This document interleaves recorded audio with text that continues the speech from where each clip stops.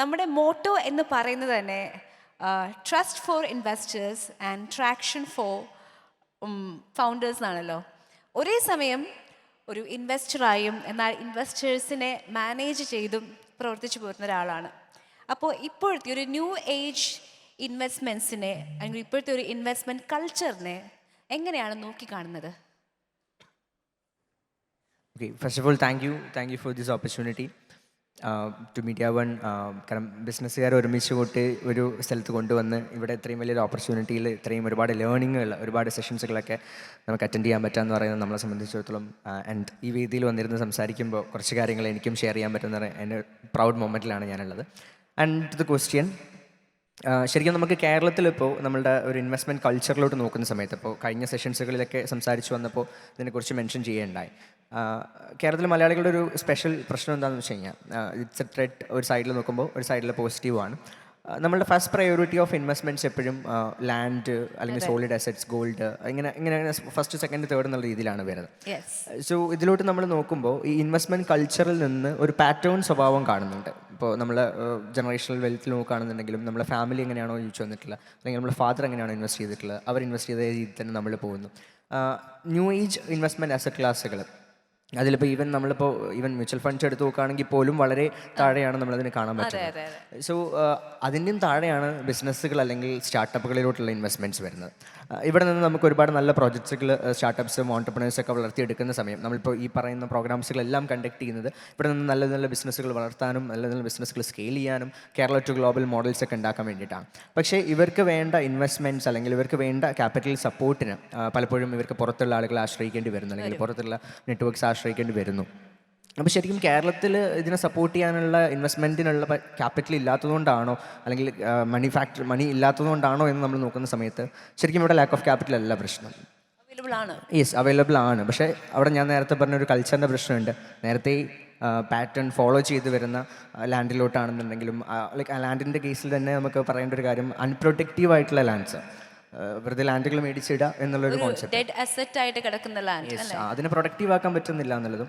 And കഴിഞ്ഞ ഒരു decades എടുത്ത് നോക്കുകയാണെന്നുണ്ടെങ്കിൽ ലാൻഡ് മാർക്കറ്റിൽ വന്നിട്ടുള്ള പ്രൈസ് ഹൈക്കും കാര്യങ്ങളൊക്കെ നോക്കുന്ന സമയത്ത് അതിൽ NRI മണി ഫ്ലോട്ട് ചെയ്തതിൻ്റെയൊക്കെ റീസൺസ് അതിലുള്ള ഒരു ഫാക്ടേഴ്സാണ്. So land price is very high. So അത് പല ആൾക്കാർക്കും അത് ആക്സസ് ചെയ്യാൻ പറ്റാത്തൊരു അസറ്റായിട്ട് മാറി തുടങ്ങിയിട്ടുണ്ട്, ലൈക്ക് ഒരു മിഡിൽ ക്ലാസ് ഫാമിലിയുള്ള ആൾക്ക്. And next thing is gold. ഇപ്പം നമ്മൾ നോക്കുമ്പോൾ ഗോൾഡിൻ്റെ പ്രൈസ് ഹൈക്കും ഈ പറയുന്ന ഫാക്ടറിന് ഒരു കാരണമാണ്. ഗോൾഡ് വാങ്ങണോ എന്ന് രണ്ടാമതൊന്ന് ആലോചിക്കുന്ന സിറ്റുവേഷനിലോട്ട് വരും, അല്ലെങ്കിൽ ഉള്ള ഗോൾഡ് വിറ്റ് ക്യാഷ് ആക്കുന്ന ഒരു സാഹചര്യം വരും. അപ്പോൾ ഈ രണ്ട് ഓപ്ഷൻസും ഇപ്പോൾ കൺഫ്യൂസ്ഡ് ആയിട്ടുണ്ട്. ഇനി എന്തെന്നുള്ള ചോദ്യത്തിന് മുന്നിൽ ശരിക്കും കേരളത്തിലുള്ള ഇൻവെസ്റ്റ് ചെയ്യാൻ ആഗ്രഹിക്കുന്ന, ഞാൻ സംസാരിക്കുന്നത് ഏഞ്ചൽ ഇൻവെസ്റ്റേഴ്സിനെ കുറിച്ചോ അല്ലെങ്കിൽ വലിയ സ്കെയിലുള്ള ഇൻവെസ്റ്റേഴ്സിനെ കുറിച്ചല്ല, വളരെ സാധാരണക്കാരായിട്ടുള്ള അല്ലെങ്കിൽ ഒരു ഇൻവെസ്റ്റ്മെൻറ്റ് സ്റ്റാർട്ട് ചെയ്യണമെന്ന് ആഗ്രഹിക്കുന്ന നമ്മളുടെ നാട്ടിലുള്ള ക്യാപിറ്റൽ ഇപ്പോൾ നമുക്ക് ഉപയോഗിക്കുന്നതിനെ കുറിച്ചാണ്. സോ അവിടെ ഒരു കൺഫ്യൂഷൻ ഉണ്ട്. അവിടെ അവർക്ക് ഒരു ചോദ്യചിഹ്നമായിട്ട് നിൽക്കാം. അതിന് മുന്നിൽ ഒരുപാട് ഓപ്ഷൻസ് അവർക്കുണ്ട്. പക്ഷേ ഇതിലോട്ടൊന്നും ഉള്ളൊരു കോൺഫിഡൻസ്, ഇതിലോട്ടൊന്നും ആക്സസ് ചെയ്യാനുള്ള ഒരു ട്രസ്റ്റ്, അല്ലെങ്കിൽ എവിടെന്തോ ഒരു മിസ്സിംഗ് ഗ്യാപ്പ് അവിടെ വരുന്നുണ്ട്. ഒരു ഗൈഡൻസ് അവർക്ക് ലഭിക്കുന്നില്ല അല്ലേ? ഗൈഡൻസ് എന്നതിനപ്പുറത്തോട്ട് ഞാൻ ഈ പറയുന്ന കാറ്റഗറി ഓഫ് ആൾക്കാരിലോട്ട് നമുക്ക് എത്തിപ്പെടാന്ന് പറയുന്നത് അത്ര എളുപ്പമല്ല. ഇപ്പോൾ ഡിജിറ്റൽ ഓഡിയൻസ് ആവണമെന്നില്ല. ഇപ്പോൾ ഈ പറയുന്ന NRIs ആയിക്കോട്ടെ, ഇവരൊക്കെ ഇൻവെസ്റ്റ്മെൻറ്റ് ഓപ്ഷൻസ് ചൂസ് ചെയ്യുന്ന സമയത്ത് പലപ്പോഴും കൺഫ്യൂസ്ഡ് ആയിട്ട് നിൽക്കുന്ന ഒരു സിറ്റുവേഷൻ ഉണ്ട്. ഈ ഒരു നെക്സ്റ്റ് ഓപ്ഷൻ എന്താണ്, അവരുടെ മുന്നിൽ അങ്ങനെ മൾട്ടിപ്പിൾ ഓപ്ഷൻസ് ഒന്നും കാണുന്നില്ല.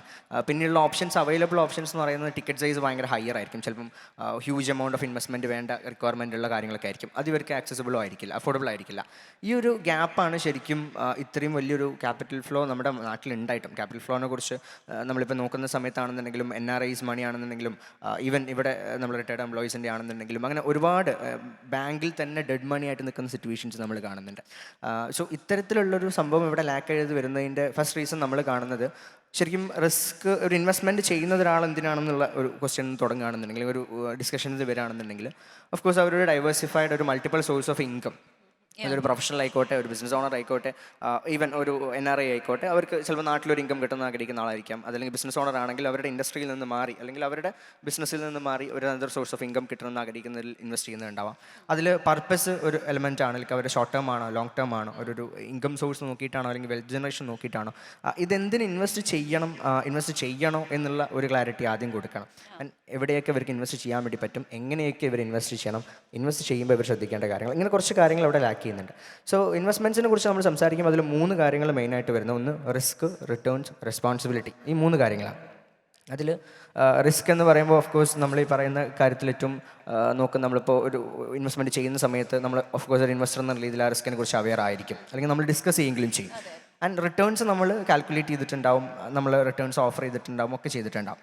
പക്ഷേ ഇതിൻ്റെ റെസ്പോൺസിബിലിറ്റി ആര് ഓൺ ചെയ്യുന്നു? Who owns the responsibility? Like ഈ റിസ്ക്കും റിട്ടേൺസും ഈ പറഞ്ഞ രീതിയിൽ ഇത് കംപ്ലീറ്റ് ചെയ്യും അല്ലെങ്കിൽ ഡെലിവറി ചെയ്യും എന്നുള്ളതിൻ്റെ റെസ്പോൺസിബിലിറ്റി, അല്ലെങ്കിൽ ഇതിൻ്റെ റിസ്ക് ഇൻവെസ്റ്ററിനാണോ, അല്ലെങ്കിൽ ഇൻവെസ്റ്റ്മെൻറ്റ് സ്വീകരിക്കുന്ന ആൾക്കാണോ, അല്ലെങ്കിൽ ഇത് ഫെസിലിറ്റേറ്റ് ചെയ്യുന്ന ആൾക്കാണോ? റിട്ടേൺസിൻ്റെ കാര്യത്തിൽ എന്തെങ്കിലും ഡിസ്പ്യൂട്ട്സ് വരുമ്പോൾ അതിൻ്റെ കാര്യങ്ങൾ എങ്ങനെയാണ്? ഈ റെസ്പോൺസിബിലിറ്റി പല സ്ഥലങ്ങളിലും ലാക്ക് ചെയ്യുന്നു എന്നുള്ളതാണ്. സോ ഈ റെസ്പോൺസിബിലിറ്റി ലൈക്ക് ഹോൾഡ് ചെയ്യുന്ന, അല്ലെങ്കിൽ ഈ റിസ്ക് റിട്ടേൺസിൻ്റെ റെസ്പോൺസിബിലിറ്റി ഓൺ ചെയ്യുന്ന സിസ്റ്റംസ് ആണ് ശരിക്കും ഇവിടെ ലാക്ക് ചെയ്യുന്നത്. അതല്ലെങ്കിൽ അത്തരത്തിലുള്ള പ്ലാറ്റ്ഫോംസ് ആണ് ഇവിടെ ലാക്ക് ചെയ്യുന്നത് എന്നുള്ളതാണ്.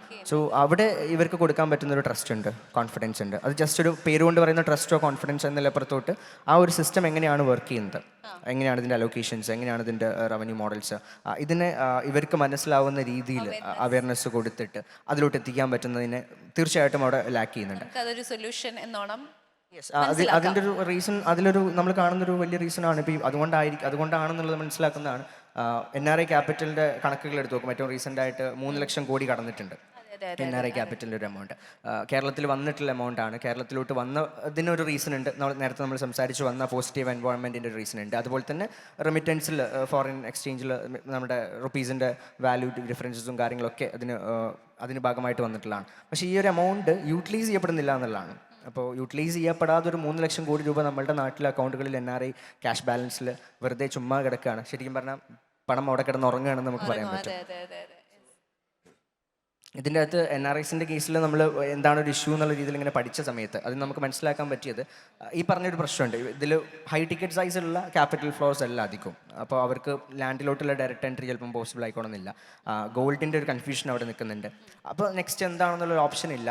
അപ്പോൾ അവർക്ക് അടുത്തൊരു സ്റ്റെപ്പ് എടുത്ത് വെക്കാൻ ഒരുപാട് ഫാക്ടേഴ്സ് നോക്കുമ്പോൾ നമ്മുടെ കേരളത്തിൽ പൊതുവേ സ്കാംസ് അല്ലെങ്കിൽ ഫ്രോഡ്സ്, ഇൻവെസ്റ്റ്മെൻറ്റ് റിലേറ്റഡ് ആയിട്ടുള്ള ഒരുപാട് കാര്യങ്ങൾ നടക്കുന്നുണ്ട്.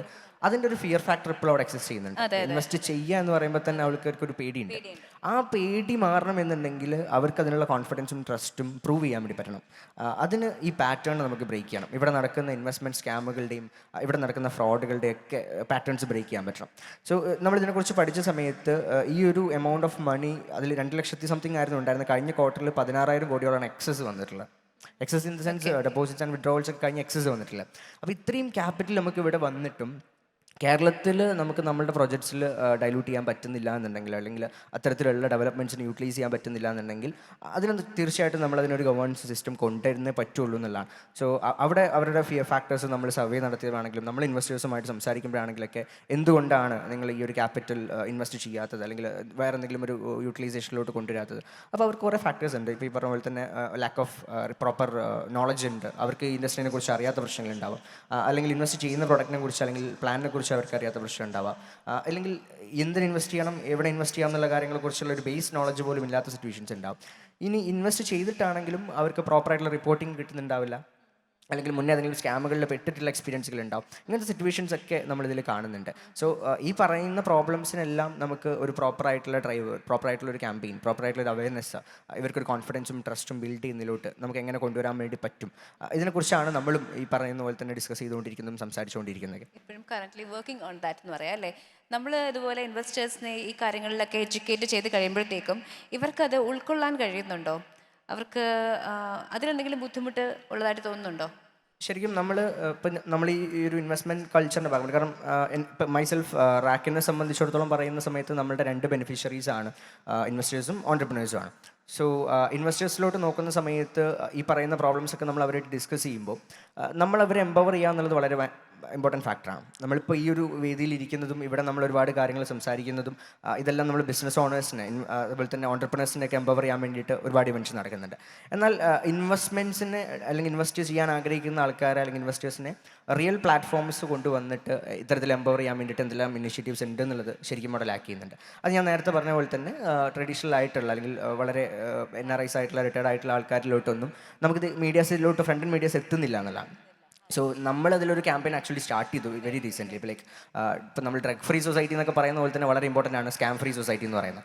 സോ ഈ ഇൻവെസ്റ്റ്മെൻറ്റ് അവയർനെസ് റൺ എന്നുള്ള രീതിയിൽ നമ്മളൊരു പ്രോഗ്രാം ഒരു ക്യാമ്പയിനായിട്ട് റൺ ചെയ്ത് നമ്മൾ റൂറൽ ഏരിയാസിലൊക്കെ അപ്പോൾ അതിൻ്റെ ട്രെയിനിങ്സും അവയർനെസ്സും കൊടുത്തുകൊണ്ടിരിക്കുന്നുണ്ട്. അപ്പോൾ നമ്മുടെയൊക്കെ നാട്ടിലുള്ള ക്ലബ്ബുകൾ അതുപോലെ തന്നെ നമ്മുടെ കുടുംബ സംഗമങ്ങളിൽ വരെ ഇത്തരത്തിലുള്ള കാര്യങ്ങൾ നമ്മൾ കൊടുക്കണം. കാരണം എന്തിന് ഇൻവെസ്റ്റ് ചെയ്യണം, എവിടെ ഇൻവെസ്റ്റ് ചെയ്യണം, എങ്ങനെ ഇൻവെസ്റ്റ് ചെയ്യണം, ആൻഡ് അതിനേക്കാൾ ഇമ്പോർട്ടൻ്റ് ആയിട്ട് ഒരു ഇൻവെസ്റ്റ്മെൻറ്റ് പ്ലാനായിട്ട് ഒരാൾ വരികയാണെന്നുണ്ടെങ്കിൽ അതിനെങ്ങനെ നിങ്ങൾ സ്ക്രൂട്ടിൻ ചെയ്യണം, അതിൽ എന്തൊക്കെയാണ് റെഡ് ഫ്ലാഗ്സ് ഫൈൻഡ് ചെയ്യേണ്ടത്, എന്തൊക്കെയാണ് Q&As ഉള്ളത്, സോ അതിലെങ്ങനെയാണ് ഇൻവെസ്റ്റ് ചെയ്താലും അതിനെ മോണിറ്റർ ചെയ്യേണ്ടത്, ട്രാക്ക് ചെയ്യേണ്ടത്, ഈ ഒരു ബേസ് നോളജ് ആൾക്കാർക്ക് കൊടുത്ത് ആ കോൺഫിഡൻസ് ബിൽഡ് ചെയ്യാൻ പറ്റി കഴിഞ്ഞാൽ ആൻഡ് ഇത്തരത്തിലുള്ള സിസ്റ്റംസ്, ഇത്തരത്തിലുള്ള ഇൻറ്റഗ്രേഷൻസ് ഇപ്പോൾ റാക്ക് ഒരു സൈഡിൽ അതിനുള്ള പ്രോസസ്സുകൾ ചെയ്യുന്നുണ്ടെങ്കിലും അതുപോലത്തെ ഒരുപാട് ഓപ്ഷൻസുകൾ നമുക്ക് ഇവിടെ വരണം. ആ റെസ്പോൺസിബിലിറ്റി ഓൺ ചെയ്യുന്ന പ്ലാറ്റ്ഫോംസുകൾ ഇവിടെ വരണം എന്നുള്ളതാണ് നമ്മളും ആഗ്രഹിക്കുന്നത്. സോ നമ്മളതൊരു ഇനിഷ്യേറ്റീവായിട്ട് കൊണ്ടുപോകുന്നതും ഈ പറയുന്ന പോലെ തന്നെ ക്യാമ്പയിനായിട്ട് റൺ ചെയ്യുന്നതും സോഷ്യൽ ഇനിഷ്യേറ്റീവ് മുന്നോട്ട് വെക്കുന്നതും ഈ ബിസിനസ്സുകളും ഓണ്ടർപ്രണേഴ്സും ഒക്കെ വളർന്നു വരുമ്പോൾ അവർ തുടക്കത്തിൽ മാത്രം ഇവിടെ അടിപൊളിയായിട്ട് ഗ്രോ ചെയ്ത് വരുന്നു. പിന്നെ ഒരു സ്റ്റേജ് കഴിയുമ്പോൾ ഇവിടുന്ന് പിവോട്ട് ചെയ്യുന്ന സിറ്റുവേഷൻ വരുന്നതിൻ്റെ ഫസ്റ്റ് റീസൺ ഈ പറയുന്ന പോലെ ലാക്ക് ഓഫ് ക്യാപിറ്റൽ ആവുന്നു.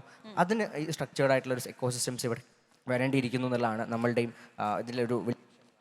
ഓക്കെ ഓക്കെ, അത്രയും ഫോക്കസ്ഡ് ആയിട്ടുള്ളൊരു വിഷൻ ഒരു മിഷനായിട്ട് തന്നെ ഏറ്റെടുത്തുകൊണ്ട് മുന്നോട്ട് പോവുകയാണ് റാക്ക് എന്നാണ് മനസ്സിലാക്കുന്നത്. Anyway all the best. എന്തായാലും ഇത്രയും നേരം നമുക്ക് വേണ്ടിയിട്ട് ഈ ഇത്രയും നല്ലൊരു സെഷൻ കൈകാര്യം ചെയ്ത് ഒരുപാട് നല്ല കാര്യങ്ങൾ പറഞ്ഞു തന്നതിൽ ഒരുപാട് സന്തോഷം.